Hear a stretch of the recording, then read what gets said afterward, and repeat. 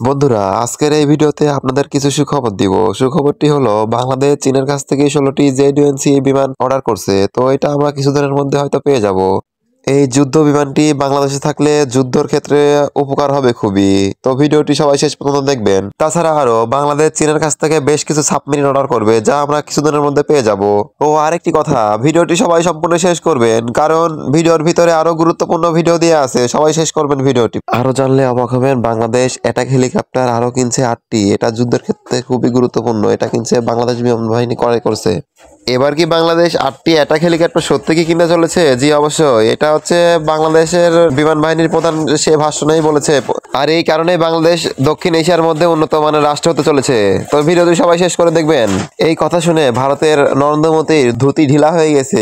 বাংলাদেশকে কোনোভাবে আটকাতে পারতেছে না মোদী সরকার। বাংলাদেশ এগিয়ে চলছে তার নিজ গতিতে। বাংলাদেশে কিনা হচ্ছে ভয়ঙ্কর অস্ত্র সব, যা যুদ্ধের ক্ষেত্রে খুবই গুরুত্বপূর্ণ। বাংলাদেশ দক্ষিণ এশিয়ার মধ্যে খুবই বিখ্যাতজনক একটি দেশ হতে যাচ্ছে। আরেকটি খুশির সংবাদ, বাংলাদেশের মধ্যেই অস্ত্র শস্ত্র তৈরি করার জন্য একটি প্রশিক্ষণ নেওয়া হচ্ছে, যা এটা করলে বাংলাদেশ বিশ্বের মধ্যে 2 নম্বর 3 নম্বরের মধ্যে আসতে পারে। বাংলাদেশে যে পারমাণবিক অস্ত্র তৈরি হবে তা কখনো ভারত কল্পনা করতে পারেনি। এটা শুনে ভারত খুবই ভয়ঙ্কর আতঙ্কে আছে। যাই হোক, আজকে আমাদের এই ভিডিও যদি আপনাদের ভালো লেগে থাকে তাহলে চ্যানেলটি সাবস্ক্রাইব করে রাখবেন, আর ফেসবুক থেকে দেখে রাখলে ফলো দিয়ে রাখবেন। আর আমাদের চ্যানেলের ভিডিওতে সবাই কমেন্ট করবেন কে কোথা থেকে দেখছেন।